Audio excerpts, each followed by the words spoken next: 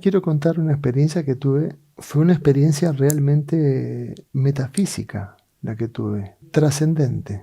Bueno, vivía en San Sebastián, en País Vasco, en España. Vivía frente al mar. Una noche hice una toma de ayahuasca. Estuve toda la noche cantando y tocando la guitarra, totalmente desinhibido. Y por la mañana bajé a caminar por toda la playa. Me fui hasta la punta, donde hay muchas piedras. ¿Te acuerdas, Elian? Allí. Y en ese momento había olas muy grandes. Había un cartel que decía no pasar, peligro. Yo pasé, me fui acercando a la punta de la piedra. Yo estaba chumado todavía por la toma de la noche anterior. Había algo que me llamaba a acercarme, no precisamente al peligro, sino al encuentro con algo que sucedería y que me traería luz para toda la vida, una comprensión tremendamente profunda. Vino una ola tan grande que justo el desarrollo de la ola desembocó exactamente en la piedra, o sea, chocó con perfección en esa tremenda piedra que había allí. En ese momento la ola se partió en millones de gotas. Y cuando esas millones de gotas venían viajando hacia mí, todo se detuvo. El tiempo se detuvo. Y yo miraba las gotas y estaban todas detenidas. Podía ver una por una, millones. No me podía creer la situación en la que estaba. Entonces hablé con una de las gotas y le hice una pregunta que seguramente algún día te la habrás hecho a ti mismo o a otra persona.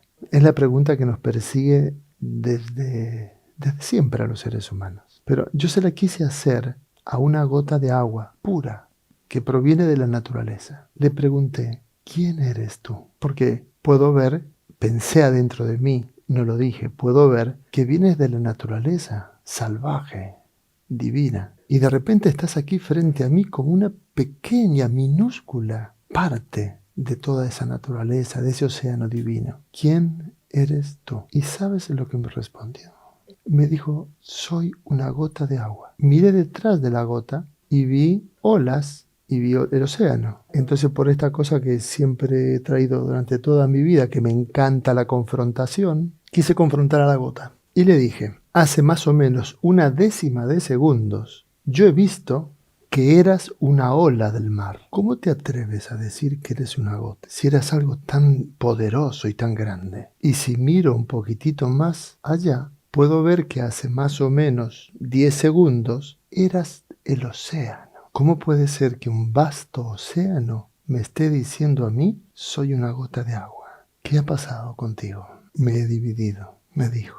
Me separé. Y miró al costado y dijo, mira, hay más gotas, más vegas, somos muchas. Millones, estamos todas separadas. Pero en una décima de segundo volveremos a ser lo que éramos antes. Y en ese momento continuó el tiempo. Y todas las gotas cayeron y la ola se recogió y volvieron al mar, a la fuente.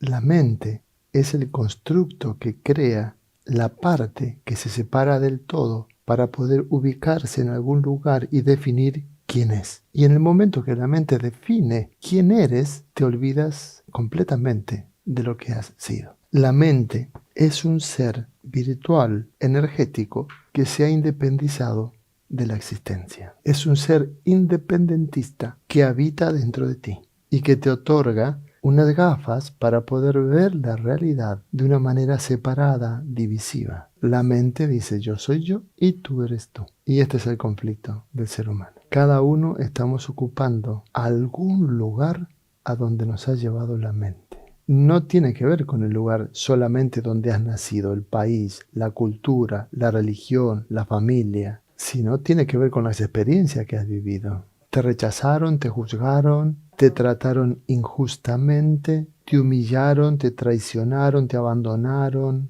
Hay muchas variables que tu mente las registró como información para definir exactamente, como un GPS, cuál es tu posicionamiento. La mente es eso. Estás ubicada en un lugar muy lejos del ser que eras antes que se creara la mente.